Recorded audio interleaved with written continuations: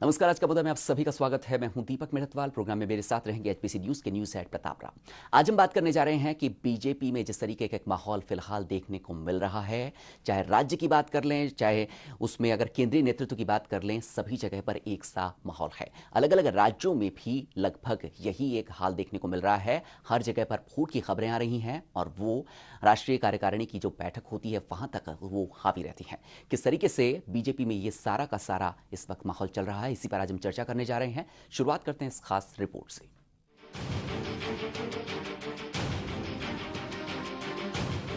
सत्ता की लड़ाई बहुत कुछ करवा देती है। पहले सत्ताधारी पार्टी से लड़ाई, फिर पार्टी की अंदरूनी गुटबाजी से लड़ाई।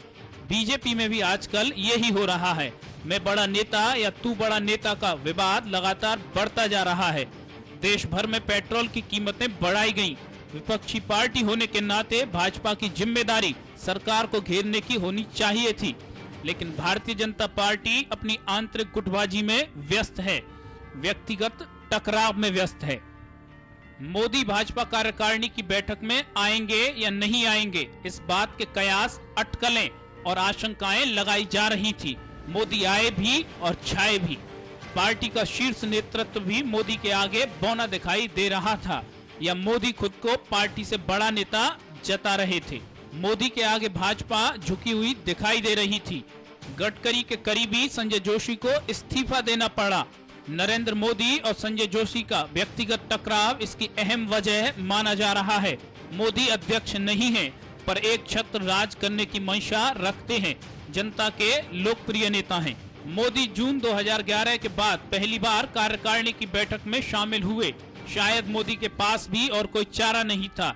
नवंबर में गुजरात विधानसभा के चुनाव होने वाले हैं और गुजरात विधानसभा चुनाव से पहले यह कार्यकारिणी की आखिरी बैठक थी। बीजेपी कहती है कि देश के पास बीजेपी के अलावा कोई विकल्प नहीं है। बीजेपी ऐसा कह सकती है क्योंकि देश की जनता महंगाई, भ्रष्टाचार और कांग्रेस की नीतियों से परेशान है। लेकिन उससे भी बड़ा सवाल ये है कि क्या भारतीय जनता पार्टी अपनी आंतरिक गुटबंदी से उभर पाएगी? बीजेपी में अब वो भी हुआ है जो पहले नहीं हुआ। पार्टी के संविधान में संशोधन हुआ है। नितिन गडकरी एक बार फिर पार्टी के अध्यक्ष हो सकते हैं और शायद इसीलिए गडकरी सभी वरिष्ठ नेताओं और क्षेत्रीय छत्रपों को साथ लेकर चलना चाहते हैं।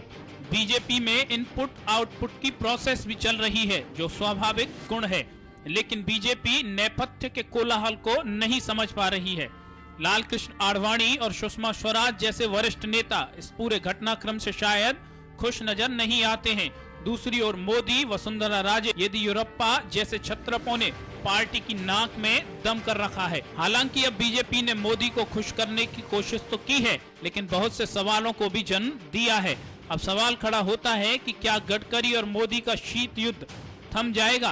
क्या वरिष्ठ नेताओं की नाराजगी के बाद भाजपा उभर जाएगी? क्या भाजपा क्षेत्रीय छत्रपों को संगठन से ऊपर वरीयता देकर खुश करती रहेगी? क्या भाजपा नरेंद्र मोदी को पीएम के तौर पर पेश करेगी? ऐसे बहुत से सवाल खड़े होने लगे हैं। Bureau report, HBC news.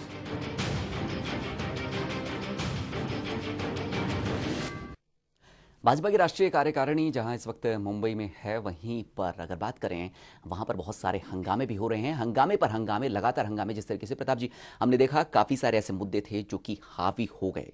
अचानक से नरेंद्र मोदी का मुद्दा उस पर हावी हो गया। भारतीय जनता पार्टी से बड़ी उनकी छवि लगने लगी। येदियुरप्पा वो भी एक मुद्दा बन गए। उसके अलावा बहुत सारे छोटे छोटे मुद्दे हैं।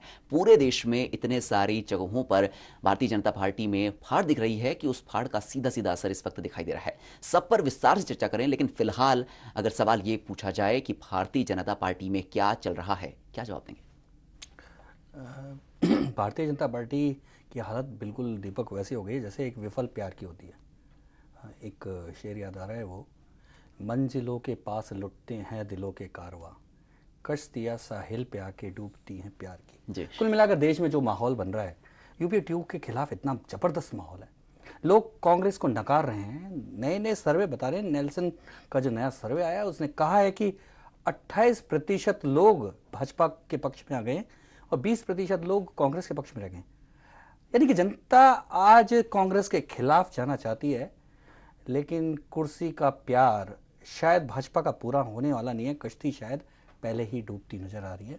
कुल मिलाकर भाजपा की स्थिति ऐसी है कि एक विफल प्रेम की कहानी शायद भाजपा के इतिहास में लिखी जाएगी। जी, एक बार बात करते हैं क्या फिलहाल चल रहा है भाजपा में चल रही फूट पर। भाजपा ही भले ही कुछ भी कहें, लेकिन जब मुंबई में भाजपा कार्यकारिणी की बैठक चल रही थी उस वक्त नरेंद्र मोदी उदयपुर में केंद्र सरकार पर बरस रहे थे। डॉक्टर मनमोहन सिंह जी ने सरकार ने अपनी विफलता का प्रदर्शन किया और 3 साल का रिपोर्ट कार्ड के कुछ ही घंटों में उन्होंने देश में जिस प्रकार से पेट्रोल के दाम बढ़ा दिए, ये दिल्ली सरकार की शासन चलाने की नाकामयाबी का जीता जागता सबूत है। मैं आशा करूंगा कि प्रधानमंत्री जी देश की स्थिति को गंभीरता से ले और पेट्रोल के दाम बढ़ाए हैं उसको। एक और जहां नरेंद्र मोदी उदयपुर में मौजूद थे तो उधर मुंबई में राजनीति चरम पर थी। संजय जोशी से नाराज चल रहे मोदी का कद इतना बड़ा हो गया कि आखिरकार संजय जोशी को जाना ही पड़ा और गडकरी जी ने कहा कि वो नरेंद्र मोदी का स्वागत करते हैं। जो विवाद था वो सुलझा लिया गया है। संजय जोशी ने पार्टी हित में कार्यकारिणी से इस्तीफा दिया है। इस विषय पर जो भी कुछ थोड़ा बहुत विवाद था वो पूरी तरह से समाप्त हुआ है। मोदी जी का मैं स्वागत करता हूं और ये प्रकरण समाप्त होने के कारण मुझे खुशी इस बात की है कि हम सब लोग मिलकर देश की आज की वर्तमान स्थिति में पूरी शक्ति और ताकत के साथ देश के भविष्य को बनाने के लिए पूरी ताकत के साथ हम लोग मिलकर काम करेंगे। संजय जोशी जी ने खुद होकर पार्टी में कोई विवाद उत्पन्न नहीं होना चाहिए, इसलिए बड़ा दिल करके उन्होंने अपने राष्ट्रीय कार्यकारिणी के नियमित सदस्य का इस्तीफा दिया है और उन्होंने मुझे कहा है कि मेरे कारण कोई पार्टी में विवाद न हो, पार्टी आगे जाए। मेरी पार्टी के साथ शुभकामनाएं। जब नरेंद्र मोदी से उनके मुंबई में चल रही राष्ट्रीय कार्यकारिणी की बैठक में भाग लेने के बारे में पूछा गया तो उन्होंने कहा कि वो मुंबई जा रहे हैं, लेकिन जब उनसे पूछा गया कि क्या संजय जोशी के रिजाइन करने के बाद उनकी नाराजगी दूर हो गई तो उन्होंने कुछ भी कहने से इनकार कर दिया। मैं करीब 3-3:15 बजे मुंबई लैंड करूंगा। सर 27% के साथ सबसे आगे चल रहे हैं प्रधानमंत्री। सर नाराजगी दूर हो गई आपकी बीजेपी से संजय जोशी के रिजाइन करने के बाद? इतनी सारी उठापटक के बाद आखिरकार नरेंद्र मोदी मुंबई पहुंच ही गए। मोदी के पहुंचने से भाजपा को भले ही राहत मिली हो, लेकिन इससे मोदी के कद का साफ तौर पर अंदाजा लगाया जा सकता है।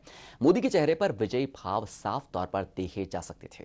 तो जिस तरीके का एक पूरा का पूरा माहौल बना, शुरुआत हुई और उसके बाद में संजय जोशी को वहां से जाना पड़ा। उसके बाद में अगर बात की जाए तो साफ तौर पर यह मालूम पड़ रहा है कि बीजेपी में भले ही कहा जाए कि ऊपरी तौर पर सब कुछ ठीक, वहां के लोग कहें, लेकिन सब कुछ ठीक नहीं है। वहीं कांग्रेस ने इस पूरे घटनाक्रम को बलि की संज्ञा दी। उन्होंने कहा कि नरेंद्र मोदी ने यहां पर बलि ली है संजय जोशी की। बैठक में भाग लेने से पहले बलि, ये अंदरूनी लोकतंत्र की भारतीय जनता पार्टी ने निकाली। इसकी तरफ से कहा गया कि नरेंद्र मोदी ने बलि स्वीकार की, उसके बाद वो पहुंचे। प्रताप जी, क्या कहेंगे? इसको बलि कहेंगे या कोई दूसरा शब्द इस्तेमाल कर सकते हैं? जिस तरीके से पूरा एक घटनाक्रम चला और आखिरकार संजय जोशी को जाना पड़ा, नरेंद्र मोदी को मनाने के लिए उनकी बलि ली गई। निश्चित तौर पे यहाँ कांग्रेस पूरी तरह से सही है। हालात जो भाजपा के नेतृत्व की लगभग मुगलिया सल्तनत की तरह हो चुकी है। औरंगजेब के बाद जो हालात दिल्ली के मुगलिया सल्तनत की हुई थी जी, केवल लाल किले में कैद रह गई थी। कुल मिलाकर ऐसे ही हालात आज दिल्ली भाजपा हाईकमान की हो चुकी है। ये क्षत्रप सामंतवादी प्रवृत्ति के लोग इतने ज़्यादा हावी हो चुके हैं कि अब आला कमान की बात कोई सुनता नहीं है। कुल मिलाकर हालात ऐसी हो गई है कि आला कमान को उनके निर्देशों पर चलना पड़ता है। निश्चित तौर पे नरेंद्र मोदी को भी सब लोग जानते हैं, संजय जोशी को भी, उनकी दोनों के बीच की अदावत को भी जानते हैं, कि नरेंद्र मोदी के काम करने की स्टाइल को भी जानते हैं। निश्चित तौर पे जब ये बात आती है नरेंद्र मोदी की कि वो एक अहंकारी प्रवृत्ति के शासक हैं, ये सब लोग जानते हैं। निश्चित तौर पे बहुत सफल शासक हैं, ये सारी बात सही है, लेकिन अपने विरोधी को कतई बर्दाश्त नहीं करते। जो उनकी बात का विरोध करता है उसे वो सहन नहीं करते, उसे जाना पड़ता है। यहाँ तक कि दीपक, यदि कोई इंटरव्यू पत्रकार ले रहा है और उसने कुछ ऐसी बात कह दी तो वो इंटरव्यू तक छोड़ देते हैं। यानी कि नरेंद्र मोदी का ये अपना राजनीति का अपना एक तरीका है कि या तो उनकी बात मानो, उनके साथ चलो, नहीं तो उनके साथ नहीं होते। कुल मिलाकर राजनीति का ये एक ऐसा लोकतंत्र में एक अधिनायकवादी स्वरूप है और वो साफ तौर पे नजर आता है। आखिर में संजय जोशी को क्यों जाना पड़ा? क्या संजय जोशी ने कोई पार्टी के खिलाफ बगावत की थी? क्या संजय जोशी ने नरेंद्र मोदी के खिलाफ कोई अभियान चलाया था? किस कारण से जाना पड़ा? केवल शक्ल पसंद नहीं है एक नेता की तो जाना पड़ता है। बिल्कुल जैसा कि राजस्थान में हुआ। राजस्थान में किरण माहेश्वरी को पसंद नहीं था कि गुलाब कटारिया यात्रा पे निकले जी, तो गुलाब कटारिया की यात्रा रोक दी जाती है। आखिर में कैसा लोकतंत्र है इस पार्टी में? किस तरह की बातें करते हैं, कांग्रेस को कोसते हैं बार बार कि वहां सोनिया गांधी के रिमोट कंट्रोल से पार्टी चलाई जाती है और यहां तमाम इतने 2500 रिमोट कंट्रोल हो चुके हैं। पार्टी की हालत ऐसी लुंज-पुंज हो चुकी है कि चल ही नहीं पा रही है। ये कह सकते हैं कि कांग्रेस का जो रिमोट है वो उसका विकेंद्रीकरण भारतीय जनता पार्टी में देखने को मिल रहा है। दीपक, ऐसा कहना पड़ेगा कि एक ऐसा इंस्ट्रूमेंट बन चुका है, एक ऐसा टीवी है जिसके कई सारे रिमोट हैं और लगातार चैनल बदले जा रहे हैं। हर आदमी धड़ाधड़ चैनल बदल रहा है, इसलिए उस चैनल पे टीआरपी भी गेज करना कोई संभव नहीं है। कुल मिलाकर इसलिए पार्टी की जो टीआरपी यानी कि लोकप्रियता घटती जा रही है। निश्चित तौर पे नरेंद्र मोदी की हो सकता है कि लोकप्रियता व्यक्तिगत तौर पे बढ़ रही हो, लेकिन पार्टी की लोकप्रियता निश्चित तौर पे डाउन हो रही है। एक अनुशासित, एक पार्टी विद डिफरेंस की जो बातें थी अब वो पूरी तरह से खत्म हो चुकी है। ऐसा लगने लगा है कि कलह, क्लेश और कोहराम की पार्टी अब भाजपा बन चुकी है। सवाल बहुत सारे हैं। हम बात कर सकते हैं यहाँ पर येदियुरप्पा की बात कर सकते हैं, हम नरेंद्र मोदी की बात कर सकते हैं, वसुंधरा राजे की बात कर सकते हैं और अलग अलग राज्यों में जिस तरीके से घमासान चल रहे हैं उन सब की बात कर सकते हैं। लेकिन क्या ऐसे कारण बन गए हैं? पहले जब पार्टी विद अ डिफरेंस की बात की जाती थी, भारतीय जनता पार्टी वैसे कहा करती थी, क्या ऐसा परिवर्तन आया? एक लंबे समय से जो परिवर्तन देखने को मिल रहे हैं, किस तरीके से अटल बिहारी वाजपेयी के जाने के बाद में आडवाणी भी पीएम इन वेटिंग ही रह जाते हैं और अब शायद उनको वहां कोई नाम लेवा भी बाकी नहीं बचा। किस तरीके से दीपक, इस पार्टी के नेता जो अभी कोहराम कर रहे हैं, क्लेश कर रहे हैं, बड़े दावे करते थे कि कांग्रेस के नेता सत्ता में आने के बाद, आज़ादी के बाद सत्ता में आए और कुर्सी से चिपक गए, कुर्सी का मोह हो गया। और जब इनके पास कुर्सी आई तो साफ साफ नजर आ रहा है कि विचारधारा भी छोड़ दी, सब कुछ छोड़ दिया, केवल कुर्सी नजर आ रही है। कुर्सी के पीछे इतने दीवाने हो गए हैं कि अब उन्हें वो वक्तव्य उनको याद नहीं आता जो वो कांग्रेसियों के कह रहे थे। इसके लिए एक बहुत बढ़िया हिंदी फिल्म में गाना है, इस दिल के टुकड़े हजार हुए, कोई यहाँ गिरा कोई वहां गिरा, बहते हुए आंसू थम न सके, कोई यहाँ गिरा कोई वहां। कुल मिलाकर इस पार्टी की हालत यहाँ गिरा वहां गिरा की हो चुकी है। अब इसको समेटने के लिए मेरे ख्याल से कोई अब भाजपा के पास ऐसा नेता भी नहीं बचा है जो इनको समेट सके। संकट मोचक की अगर बात की जाए तो फिलहाल अभी भारतीय जनता पार्टी में ऐसा कोई संकट मोचक नहीं दिखाई दे रहा है। जो भी है वो संकट को बढ़ाने वाले हैं। और किस तरीके से भारतीय जनता पार्टी अपनों में ही उलझ करके रह गई है, क्यों वो केंद्र सरकार के विरोध की जगह अपने ही अंतर विरोधों से उलझी हुई है, इन सब पर चर्चा करेंगे। लेकिन पहले रुकेंगे एक छोटे से ब्रेक के लिए।